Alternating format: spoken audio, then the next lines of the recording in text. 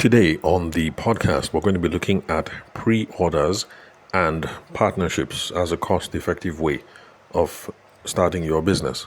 Again, we're going to look at pre-orders and we're going to look at partnerships. You want to start a business? Money no today. You don't know how you're going to do it. Cash flow is low. What are you going to do? That's what we're going to be looking at today. To be honest, I was tempted to title it Zero Naira Ways to Launch Your Business. But I said, you know what? Let me not join these people. Let me not lie to you. There is no zero Naira way to start a business. There's no way to start a business that you won't spend kobo.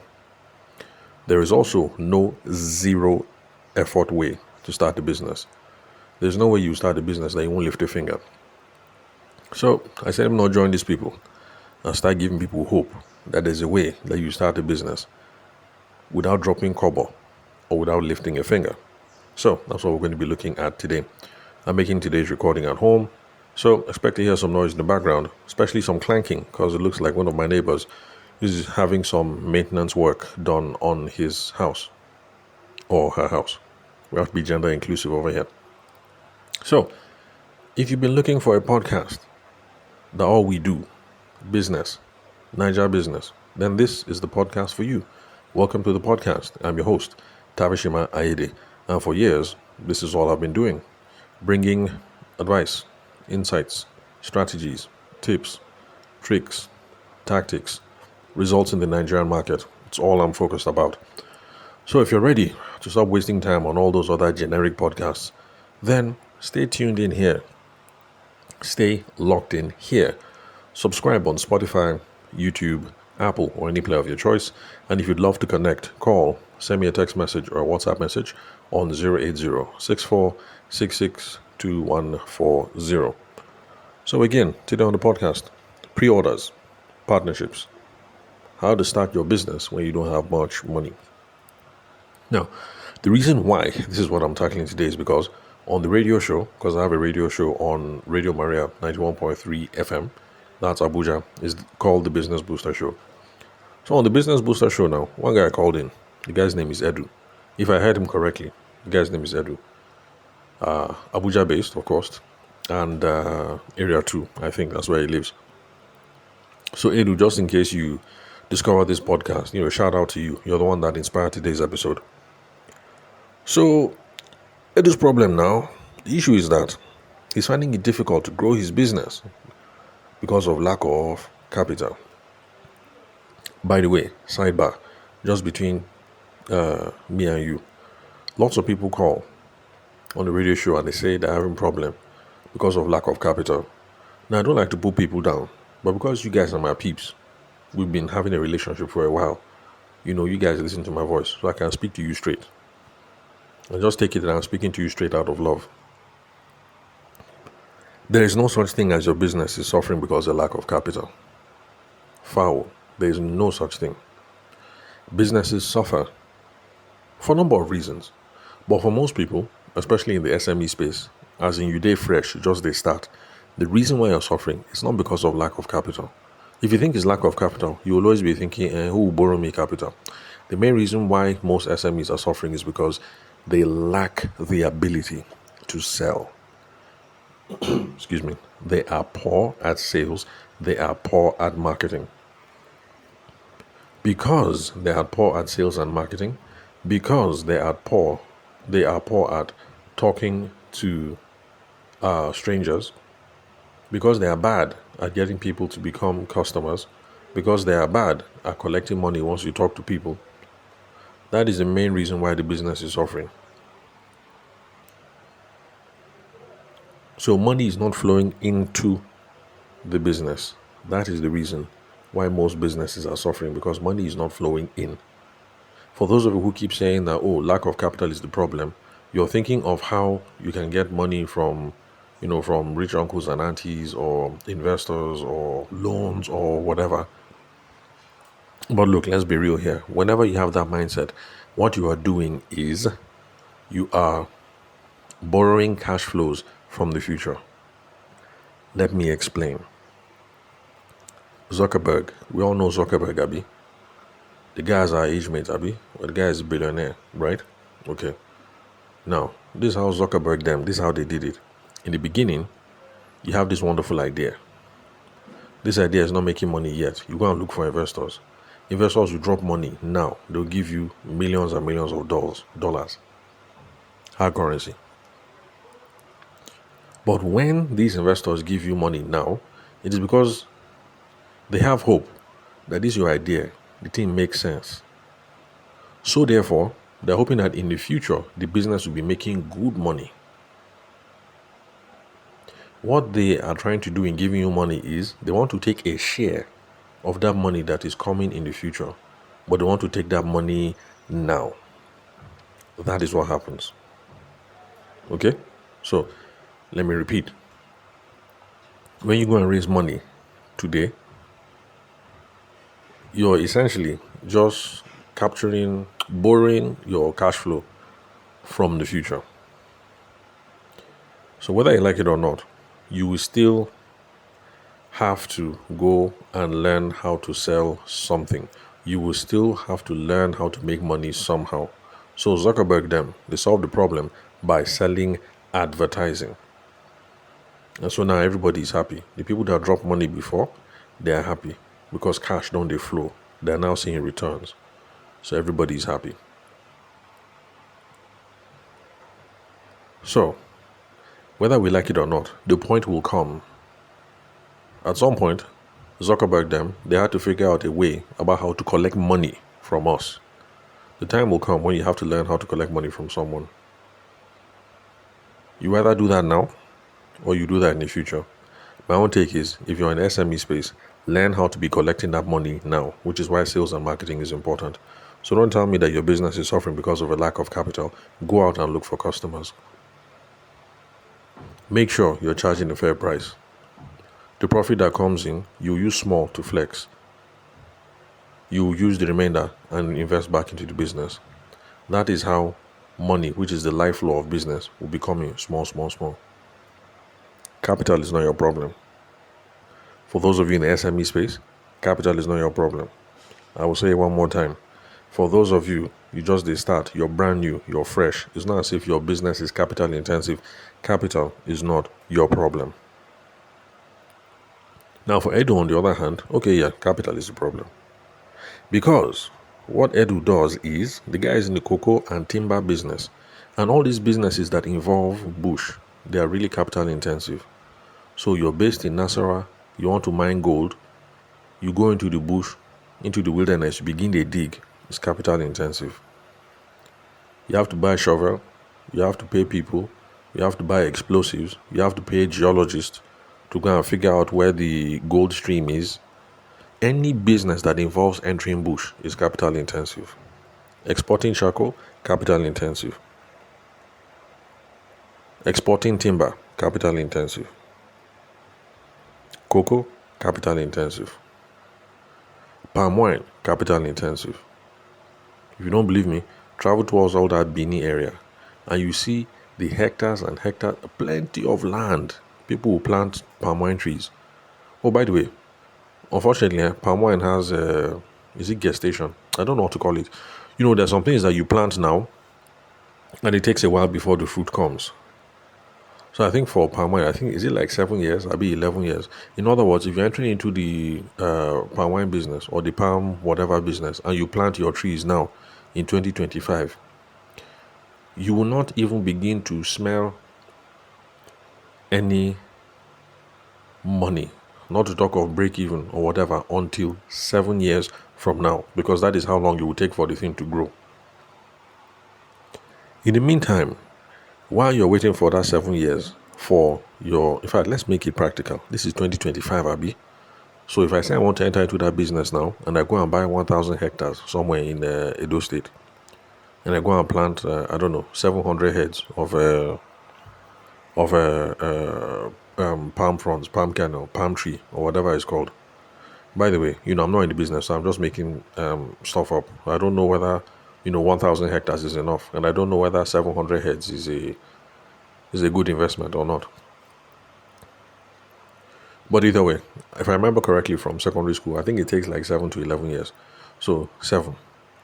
I start this business in 2025. I will not even have produce to sell until 25 plus 7, that's 32. Until 2032. Hope you guys can hear me. You say you want to get involved in some bush businesses that involve entering bush. These are the things that are involved. So for the palm kernel now, the palm trees now, we buy the land, we plant the thing. I will not even have produce to sell until 2032. Right now it is 2035. It's 2025. I won't see anything to start selling until 2032. In the meantime, we got to maintain the land. In the meantime, we have to be weeding the land. In the meantime, we got to be paying for fertilizer. So all these things, anything that involves entering bush, just know capital intensive. Because people call, they say you want to do the charcoal export business, because you hear people collecting millions. Just know if it involves bush, in fact, bush business equals capital intensive. Just take it like that. So for Edu, yes, his business is capital intensive. So how's he going to fund the business? So to get into capital intensive businesses, we've already discussed on the podcast before that you have to raise the money. These are your options: raise the money, or do pre-order, or partner with people who have capital. Excuse me. And by the way, when we say capital, we mean money or infrastructure. Because some people, when they say capital, they only think of money. They don't think of infrastructure. Infrastructure just means what will I say now? Should I say hardware? The physical things that are required to move the business forward. So if you want to do laundry machine business, you already have paid for the space, but you don't have money for machines. And then your auntie says, I have 2 machines in the house now. They're not doing anything. Come and carry the machine. Those machines, that is infrastructure. That is also capital. Sorry, one moment. Okay, I'm back. Sorry about that interruption. My in-laws are around, so just needed to sort out 1 or 2 things. So, I was saying, on the podcast in the past, we've spoken about how if you want to raise money for capital-intensive businesses, if you want to get into a capital-intensive business, number 1, raise the money. Number 2, do pre-order. Number 3, partner with someone who has the capital. Capital can be either money or infrastructure. So if you want to do chicken farm, you've bought like 700 heads of chicken, but you don't have land to start. Your rich auntie says, this land that I have at the back of my house, I wanted to build house for my son, but my useless son has decided to go to the UK. He's following white girls up and down. I don't think he's coming back to Nigeria anymore. Well, you, dear nephew of mine, it'd be like say you have sense. Come and use this land and start your chicken farm, your chickenry. That land, that is capital, because it's the infrastructure that you need to start the business. So you can partner with someone who has either the cool cash or the infrastructure, the hardware, the physical something that you need to start the business. Now, when it comes to raising money, of course, as we've discussed in the past, you can go and meet investors, you can go and borrow the money, or you can try and get equity. Investors is when you meet someone and you... Oh, sorry. Look at me, I got my ideas crossed. Anyway, let me start from borrow. So borrow basically is when you go and meet somebody to collect the money. But then, in exchange, you have to give the person their money back, plus something on top. So, if your rich auntie says, how much do you need to start this your chicken business? You say, auntie, I need 2.7. She'll say, no problem. Take this 2.7. However, my son is coming back in 2 years' time. I want to throw him a wedding then, and I will need 3.5. So take this 2.7, but in 3 years, you're giving me back 3.5M. That is a loan. You have borrowed money. So the difference between 3.5 and how much did your auntie give you? 2.7. That is interest. So that is borrow. Then Okay, there's one I also forgot, which is grant. Grant is when, dash, them dash you. So like government agencies, NGOs, they give you the money and they say, take it, you don't have to pay us back. But usually there are strings that are attached. There are some conditions you have to fulfill. But I've made podcast episodes before about grants, so I'm not going to go into that today. So that's boring. Then you can get the money from people, but they think it's a good idea, like in Zuckerberg's case, and they say, no, young man, don't worry. This is not a loan. I want to be a part owner in this business. I want to have a stake in this business. They want a stake in your chickenry. They want a stake in your cocoa farm. They want a stake in your timber processing yard. So those are investors. But you're losing some equity, you're losing some ownership. So those are options that are available, and I've made podcast episodes about that in the past, so I'm not going to stress that today. Now, the downside about this is you have to spend a lot of time convincing people that this business is a good idea. And the only way you can convince someone that this is a good business idea is if you have a good business plan backed by financials. I repeat, a good business plan backed by financials. The business plan is the document that says, this is me, this is who I am, this is the business idea, this is why I think this is a good business idea, this is how the business will make money, this is how much money that I need. When you give me the money, this is where I will invest the money. When I invest the money, now we're getting into financials. When we invest the money, this is when we start expecting some returns to start coming out. The returns hopefully should come out at this rate. When the returns come out, this is when we hope we can start paying you back. And when we start paying you back, this is the amount that we hope we should be giving you. So that's what I mean when I say business plan backed by financials. People are dropping big money. People are dropping millions. You can't just be collecting millions based on based on family and vibes. So do the responsible thing. Draw up a business plan. Put something down. Show your auntie that this is the plan. This is the reason why chickenry is a good idea. This is how the chickenry will be making money. And this is how we intend to pay you back. So that in 3 years' time, when you need the 3.5, this is how we'll make sure that you get the money.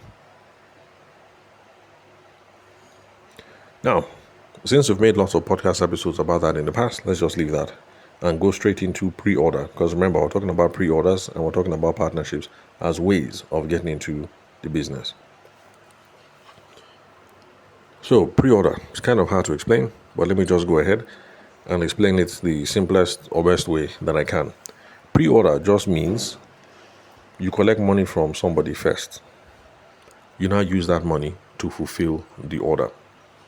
I repeat, pre-order just means you collect money first. You now use that money to fulfill the order. When I spoke about this on the radio show, the example that I gave was this.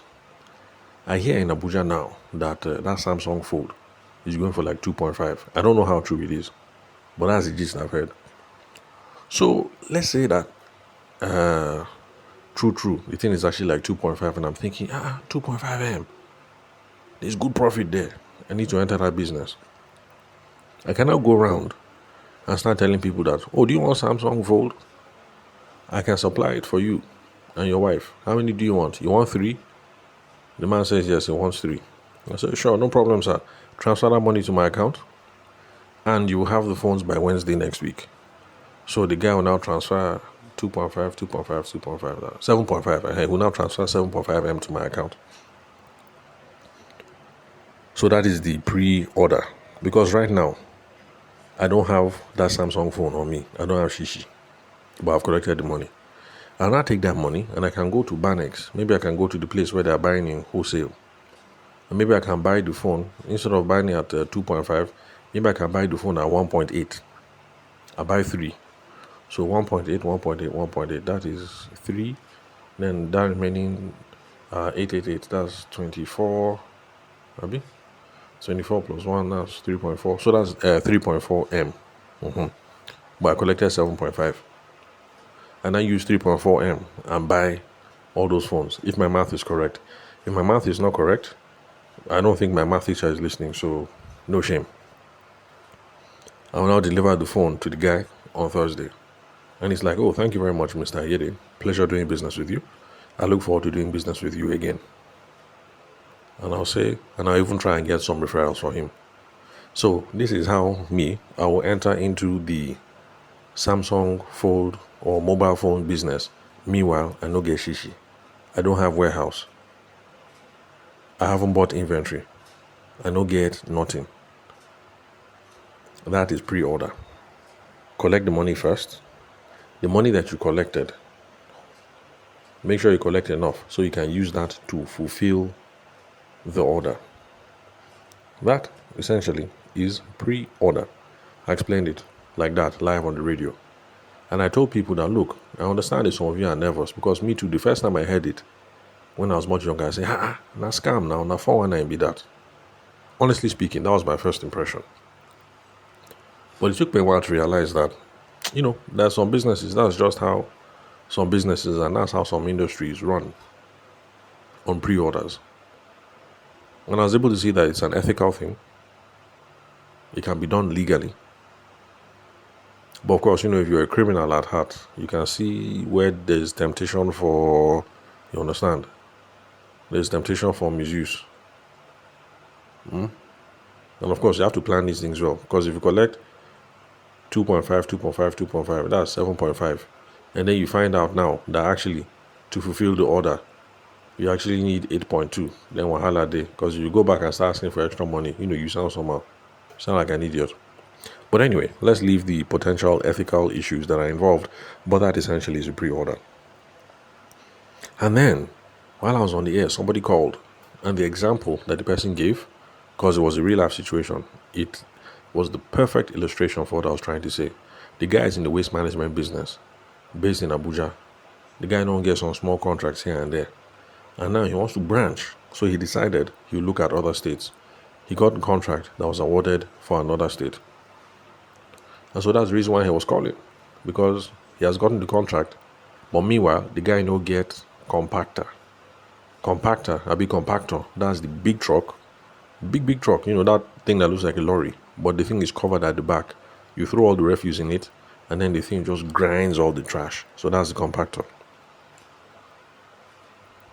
So the guy's question essentially was, what's the way forward? How to finance the business?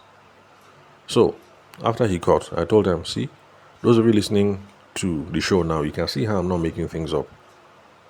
There are businesses that go essentially on this pre-order model. That essentially is like pre-order.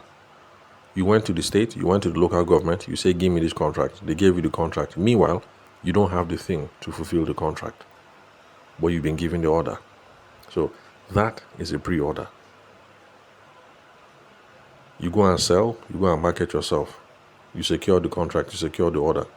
Hopefully, the money, the balance, the whatever that they drop will be enough to fulfill the order. You now use that money and go and fulfill. So, that's one option that is available to someone like Edu, who is in that situation. You can pre-sell cocoa, you can pre-sell timber. You collect 30% deposit. Hopefully, that 30% deposit is enough to settle all the boys in the bush and to settle all the people who are processing the cocoa, harvesting the cocoa, doing the treatment of the cocoa, the everything, the treatment of the timber. Now, if that 30% is enough to facilitate it, all well and good. By the time you deliver and the person pays you the remaining 70%, all that 70% is profit and you're good. You now try and get some referrals.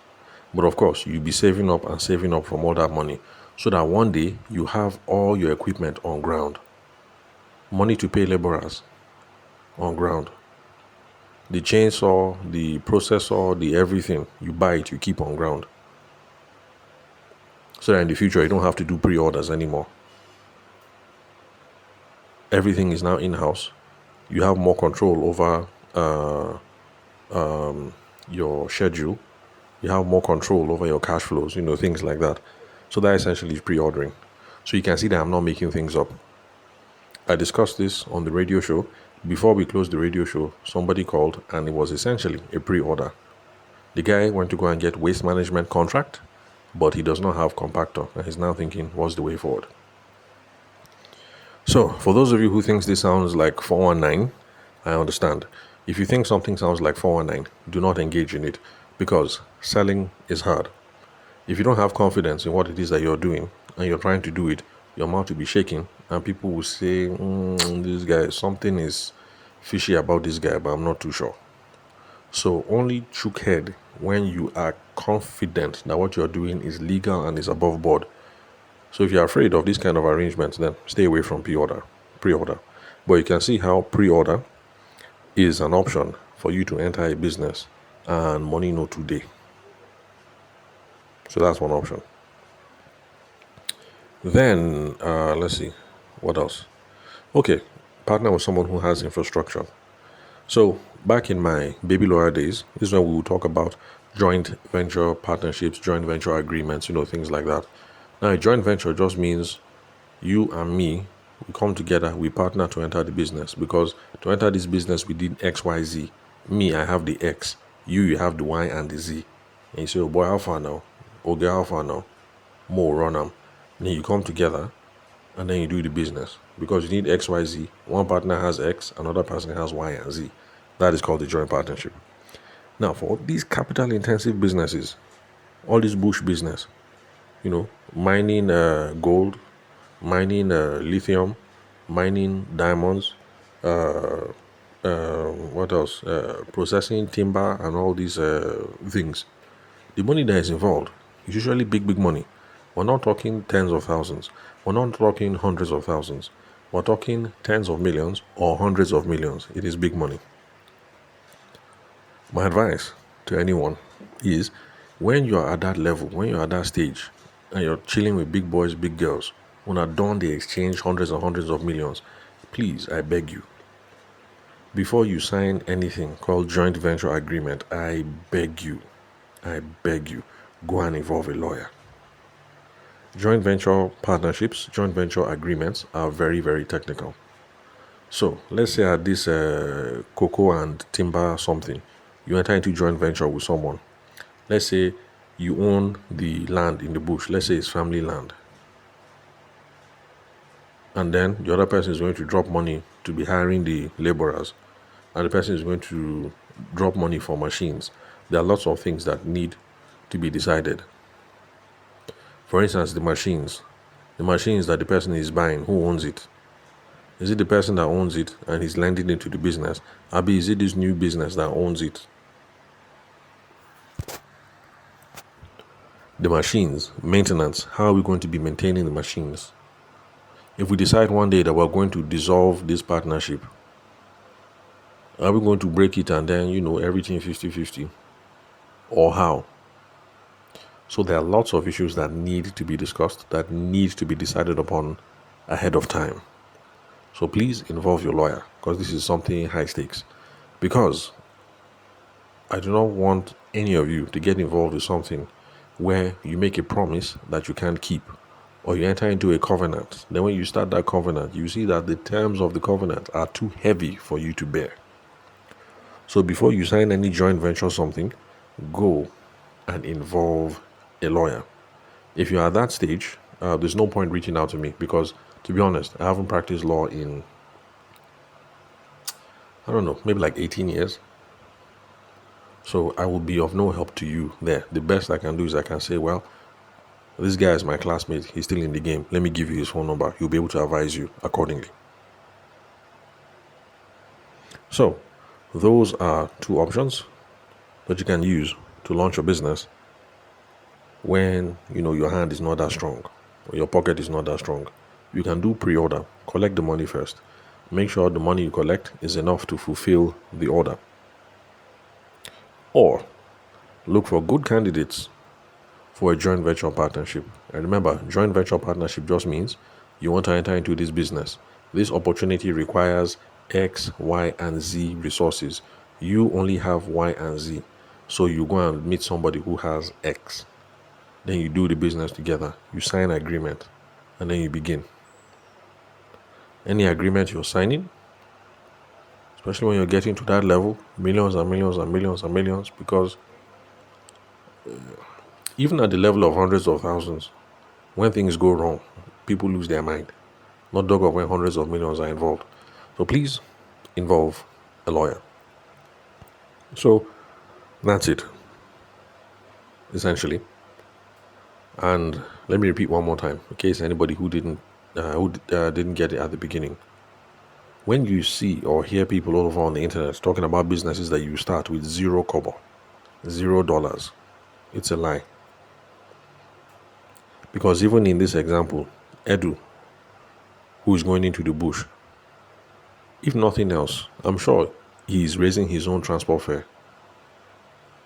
or raising money to buy food for him and the boys when they're in the bush. If nothing else. But there's no business that you start that you won't drop kobo. There's no business that you start that you won't lift a finger.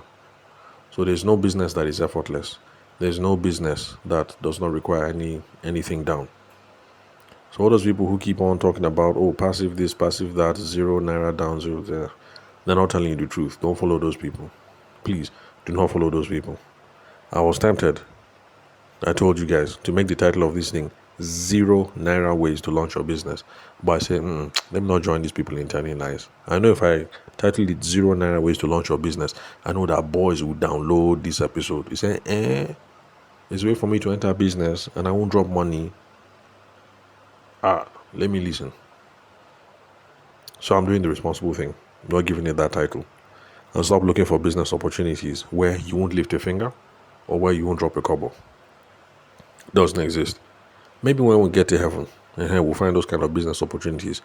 But for now, that's not realistic. So that's it, and that's all for today. Remember, if you'd love to connect, you can call, send me a text message or WhatsApp message on 080-6466-2140.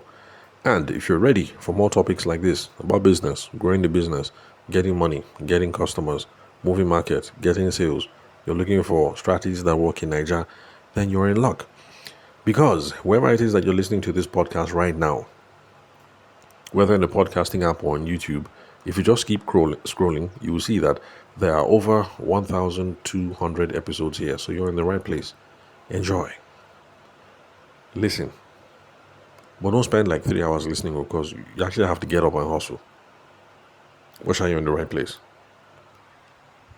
As you're listening, take note. As you take notes, apply the ones that are easy to apply. As you see the results, call me and give me testimony. I really love all those testimonies. Keeps me going. It lets me know what you guys find useful. And that is how I know for sure that the stuff that we talk about here are relevant to the Nigerian market. I know that because you guys, you call me back. You give me the testimony. So, thank you very much for listening. I will see you guys soon.